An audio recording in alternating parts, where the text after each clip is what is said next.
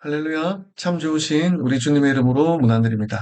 오늘도 우리가 함께 말씀을 읽고 또 말씀에 순종하는 삶을 살기를 원합니다. 매일의 삶 가운데 우리가 말씀을 읽고 또 순종하며 말씀을 가까이 하는 이유가 소원성취라든지 만사형통이라든지 이런 것들을 기대하는 마음 아예 없을 수는 없겠지만 그것이 우선은 아닌 것 같아요. 또 그것이 메인도 아닌 것 같습니다. 우리가 매일 말씀 가운데 가까이 나아가는 것은 참 좋으신 하나님을 알고 그 참 좋으신 하나님과 어떻게 우리가 동행하는 삶을 살 것인가. 그 하나님의 은혜를 구하는 삶을 위하여 우리가 말씀을 가까이 하는 것이라고 생각합니다. 말씀을 가까이 함으로 하나님의 은혜가 우리의 삶 가운데 늘 함께 하시고 또 하나님의 원하심과 뜻하심을 우리가 말씀 가운데 알게 되고 그 선하신 하나님의 뜻 가운데 동참하는 그런 인생을 살 수 있는 것.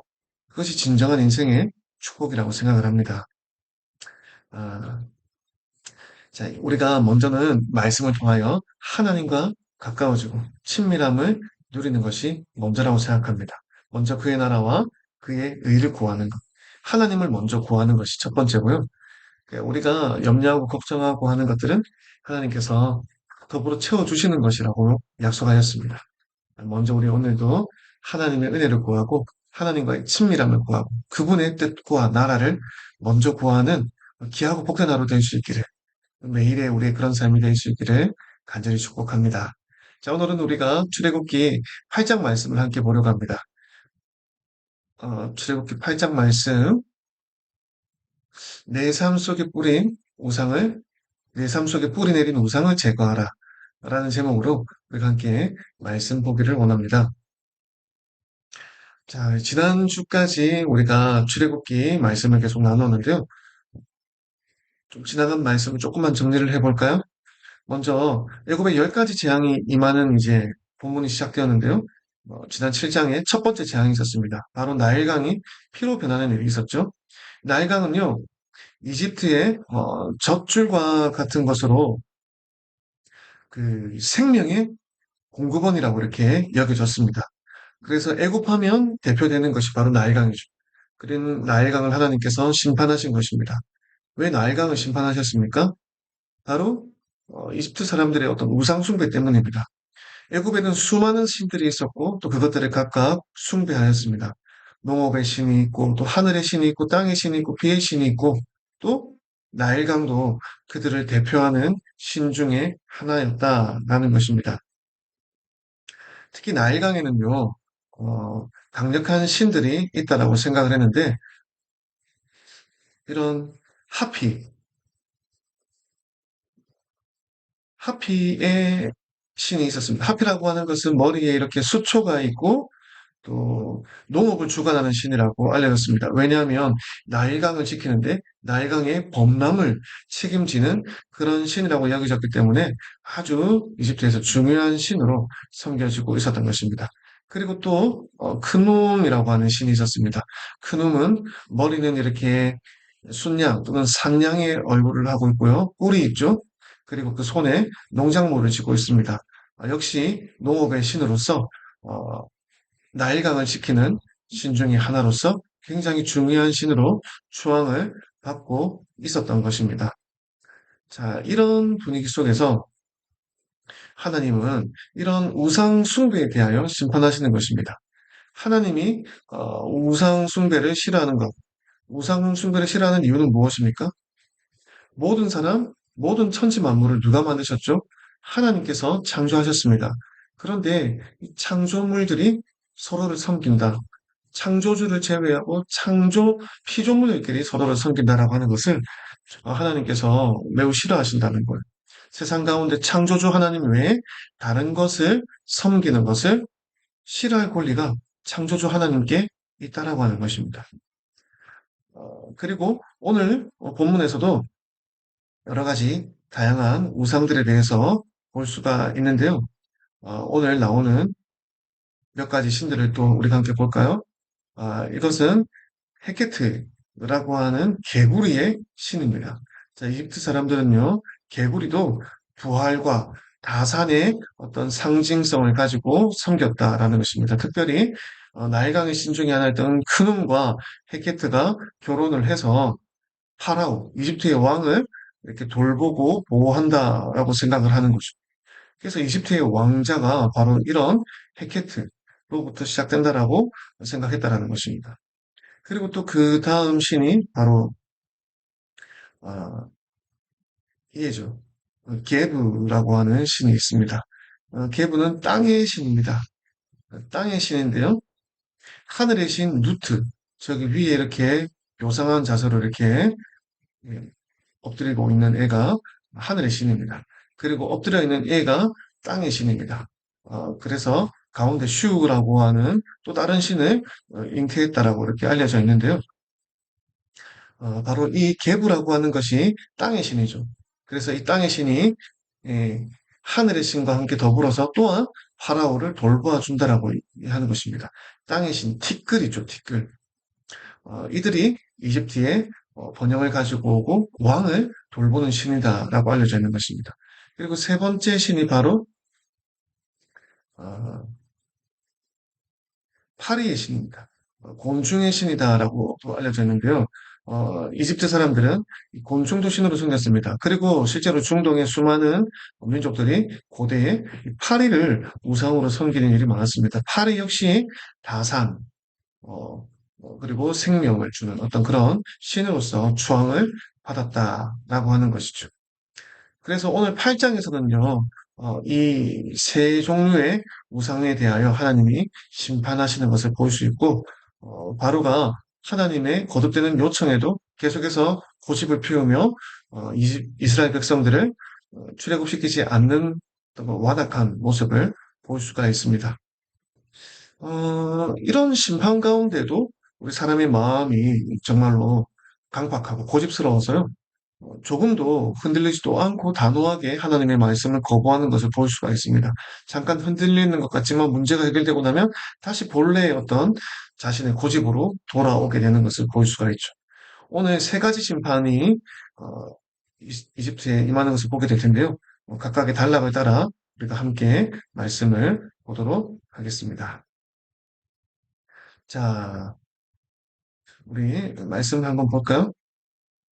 첫 번째는 두 번째 재앙입니다. 첫 번째 재앙이 나일강 심판이었고 두 번째 재앙이죠. 두 번째 재앙은 바로 개구리가 애굽을 뒤덮다라는 것입니다. 자, 개구리는 말씀드렸다시피 부활과 다산의 신으로 알려져 있었습니다. 개구리 신의 의미는 많다라고 하는 그런 의미를 가지고 있죠. 여인의 출산을 돕는 신으로 알려져 있습니다. 그래서 애굽 사람들은요, 전통적으로 개구리를 먹지 않습니다. 우리는 잘 먹었죠? 닭고기 맛이 나더라고요. 저도 먹어본 적이 있는데, 개구리를 어, 삶아서 구워서 먹어보면은 닭고기 맛이 납니다. 근데 애국 사람들은 먹지를 않는다라고 하죠. 자, 하나님의 재앙이 임하였습니다. 개구리가 온 애국 가운데 퍼지게 되는 것이죠. 그들의 집과 뭐 어쨌든 사람들 뭐 침 자는 곳까지 다 이렇게 개구리로 들끓게 되는 것입니다. 날강에 있던 모든 개구리들이요 다 올라와서 집집마다 거리마다 넘치게 되었다는 것입니다. 애국 사람들이 그토록 섬기던 개구리가 축복이 아닌 재앙을 가져온다는 것을 보게 된 것입니다. 이것은 다 하나님의 말씀을 따라 이루어진 일이죠. 자, 여호와께서 모세에게 이르시되 아론에게 명령하기를 내 지팡이를 잡고 내 팔을 강들과 언어들과 모두에 펴서 개구리들이 애굽 땅에 올라오게 할지니라라고 하더니 그렇게 되었습니다. 그런데 그때 애굽의 요술사들도 자기 요술대로 그와 같이 행하여 개구리가 애굽 땅에 올라오게 하더라. 자, 보이지 않는 곳에서 개구리가 나타나게 하는 그런 요소를 썼다는 것입니다. 불가능한 것은 아닌 것 같아요. 우리 뭐 모자에서 비둘기도 나오게 하는 마술을 지금도 하고 있는데 뭐 더한 것도 할 수 있겠죠. 그러나 이 사람들이 흉내는 낼 수 있지만 근본적인 문제를 해결할 수는 없었다. 하나님의 권능을 흉내는 내었지만 그 권능에 어떤 전혀 미치지 못하는 것을 볼 수가 있습니다. 자, 그때 이제 바로가 모세와 아론을 불러 이야기합니다. 여호와께 구하여 나와 내 백성에게서 개구리를 떠나게 하라. 자, 애굽의 요술사들이 그걸 할 수 있었다면 모세와 아론에게 이것을 요청하지 않았겠죠. 하지만 애굽의 요술사들은 이 문제를 해결할 수 없었다는 것입니다. 흉내는 낼 수 있었지만 전혀 이 문제를 해결할 수 없어서 결국에 바로가 이 문제를 가지고 모세와 아론에게 여호와께 좀 이렇게 간청을 해달라라고 이야기를 하게 된 것입니다. 어, 자, 그때 모세가 바로에게 이야기합니다. 내가 왕과 왕의 신하와 왕의 백성을 위하여 이 개구리를 왕과 왕궁에서 끊어 나일강에만 있도록 언제 강구하는 것이 좋을지 내게 분부하소서. 야, 모세는 더 확실하게 이야기합니다. 애굽의 요술술사들이 흉내는 냈지만 문제를 해결하지 못하고 있었죠. 그때 이 바로의 요청 앞에서 당당하게 이야기합니다. 언제 없애드릴까요? 라고 이야기하는 겁니다. 그랬더니 바로가 내일 아침이면 좋겠다라고 했더니 모세가 그대로 여호와 하나님께 기도하며 간구해서 그렇게 하는 것이죠. 자, 내일이라라고 이야기합니다. 그랬더니 그렇게 하겠다라고 했죠.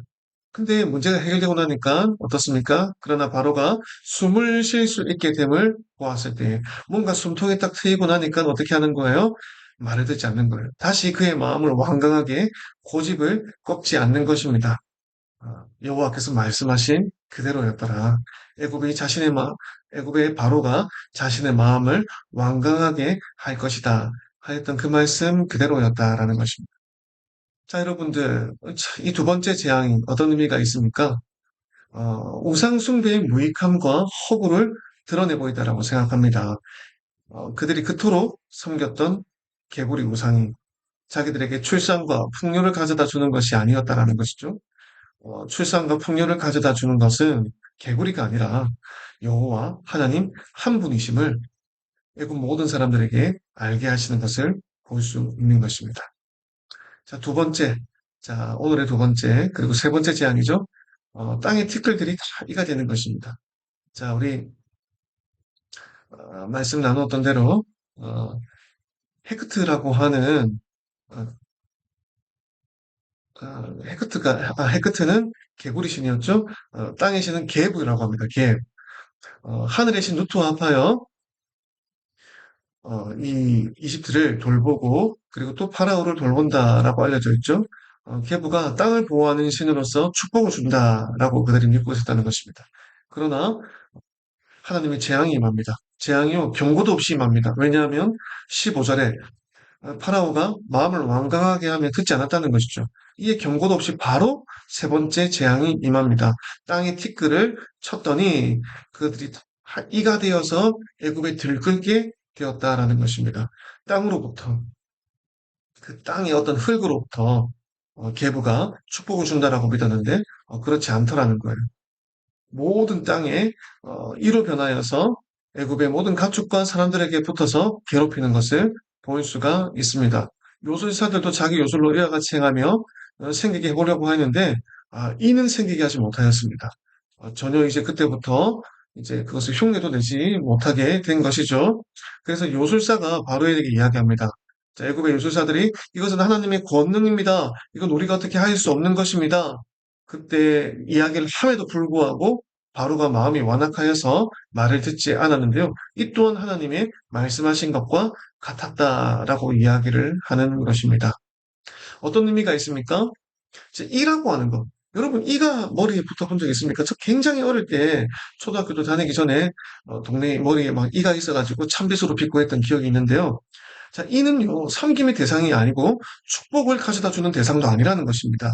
하나님만이 유일하신 우리의 여호와 하나님이시며 축복의 근원 되심을 또한 나타내 보여주시는 것입니다. 그리고 네 번째 재앙으로 애굽에 파리떼로 가득 차게 되는 것을 볼 수가 있습니다. 자, 말씀을 볼까요? 파리의 재앙. 파리의 재앙이 임하게 되는 것입니다. 자, 곤충의 신이죠. 핫콕이라고도 이야기를 하는 신입니다. 또는 벨제부브라고도 이야기를 하죠.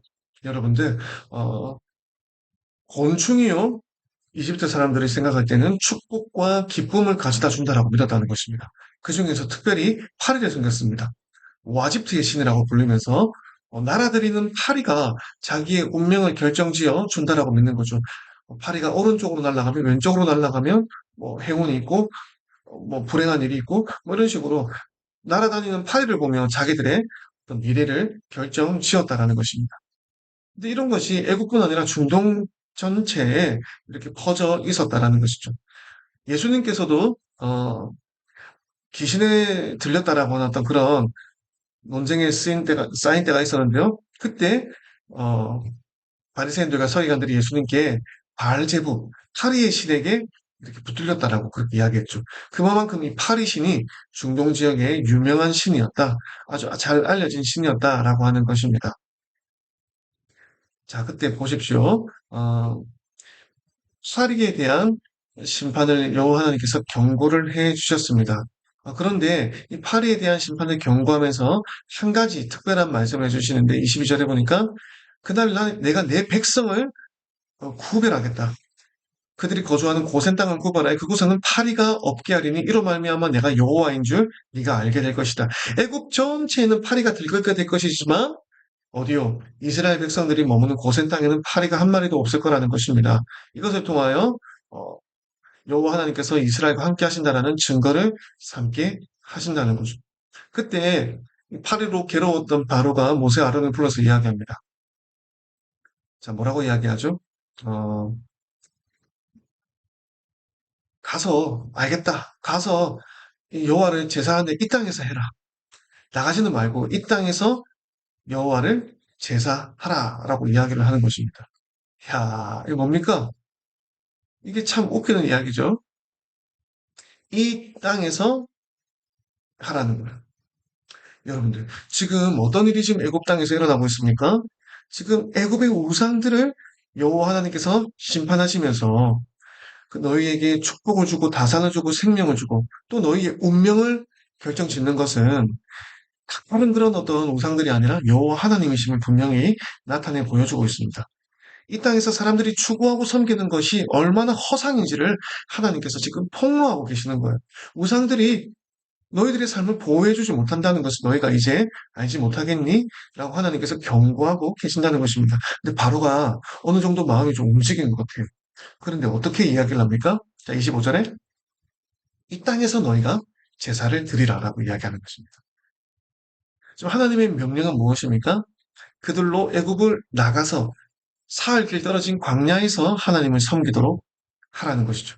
그런데 바로가 뭘 하는 거예요? 절충안을 내고 있다라는 것입니다. 자, 한 번이 아닙니다. 28절에도 마찬가지죠. 바로가 이르되 내가 너희를 그래 보낼게. 자, 보낼게. 근데 너희가 너희 하나님 여호와께 광야에서 제사를 드릴 자, 네 말대로 그렇게 할게. 그런데 너무 멀리 가지 마라. 그리고 너희는 나를 위하여 간구하라. 라고 이야기를 하더라라는 것입니다. 놀라운 사탄의 전략, 정말 무시무시한 사탄의 전략을 볼 수 있죠. 자, 어떻게 이야기하는 것입니까? 하나님의 명령을 어느 정도 순종하고 지킬 수 있게 허락해 준다는 거예요. 이 정도면 괜찮지 않니? 야, 너무 그렇게 정확하게 하려고 하지 말고, 이 정도면 괜찮잖아. 내 입장도 좀 생각해 줄래? 라고 지금 바로가 모세에게 이렇게 제안을 하고 있다는 것입니다. 자, 사탄의 전략이 이렇습니다. 우리를 하나님께로 보내지만 세상에서 너무 멀리 떨어지지 않은 곳까지만 갈 수 있도록 미혹을 한다는 것입니다. 그리고 누구를 위하여 간구하라? 나를 위하여 간구하라는 것. 하나님을 섬기고 하나님의 백성이 이제 하나님을 섬겨야 되는 이 중요한 타이밍에 누구를 바로를 위하여 기도하라라고 하는 것이죠. 온전한 예배의 영광을 하나님께 온전히 돌리지 못하도록 회유하고 미혹하고 협상해 보려고 하는 것입니다. 여러분, 우리는 하나님이 나를 어떻게 구원하셨는지를 돌아보고 깨달아야 됩니다. 바로는 속이고 회유하고 협박하고 말을 뒤집기도 하면서 하나님의 백성을 순순히 놓아주지 않으려고 하는 것입니다.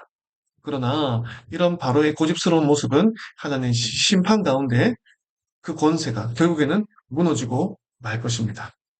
사랑하는 여러분, 말씀의 결론을 맺겠습니다. 자, 우리는 삶 가운데 여호와 하나님을 인정해야 됩니다.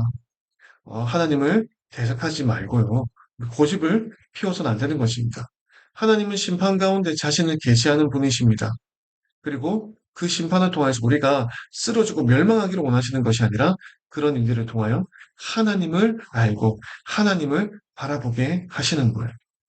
여러분, 우상을 섬기는 이유가 무엇입니까? 복 받고 싶어서 그런 거 아닌가요? 그러나 우리가 분명하게 기억해야 될 것. 정말 복을 받고 싶다면 이 복의 근원이 무엇인지를 분명히 알아야 됩니다. 모든 복의 근원은 바로 여호와 하나님께로부터 나온다는 것을 여러분 믿으시기를 바랍니다. 만물이 주님께로부터 나와서 주님께로 돌아가는 것이 세상 이치입니다. 그러므로 여러분, 세속적인 우상 숭배를 버려야 됩니다. 과거나 지금이나 우상의 형태만 다르지 본질은 똑같은 것입니다. 나에게 좋은 것을 줄 수 있고 내가 복받을 수 있는 것이라면 무엇인지 우리가 따라가고 싶은 것. 그것이 우상입니다. 우리의 삶 가운데도 알지 못하는 우상들이 많이 있다라는 거예요. 내가 높임 받고 싶고 내가 이렇게 사람들에게 칭송받고 싶은 그런 마음들. 그런 어떤 목적을 따라서 우리가 행하는 일들이 있다라는 거죠. 그게 다 우상이라는 것입니다.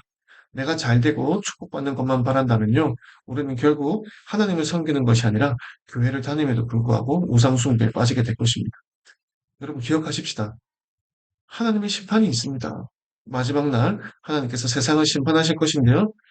심판 전에 하나님께서 이렇게 돌이키게 하시는 뜻을 깨달아야 됩니다. 심판 가운데 자기 백성을 부르시는 그 하나님의 간절한 마음을 우리는 깨달아야 될 줄로 믿습니다. 사랑하는 여러분, 그래서 하나님께서 하나님 외에 다른 세속적인 것을 의지하는 마음을 심판하신다라는 것을 기억합시다. 그리고 우리 안에 그런 하나님 외에 내가 잘 될 수 있겠지라고 의지하고 있는 것이 무엇이 있는지 돌아볼 수 있는 시간이길 바랍니다. 그것이 사람이든 내 어떤 스펙이든 무엇이든지 간에 그것들을 내려놓고 먼저는 우리가 하나님 앞에 겸손하게 나아가서 엎드리는 것이 가장 중요한 우선순위인 줄로 믿습니다. 사랑하는 여러분, 하나님이 주시는 은혜와 축복 가운데 우리 인생이 정말 승리할 수 있기를 간절히 바랍니다. 진심으로 여호와의 이름으로 말씀으로 여러분들을 축복합니다. 승리합시다.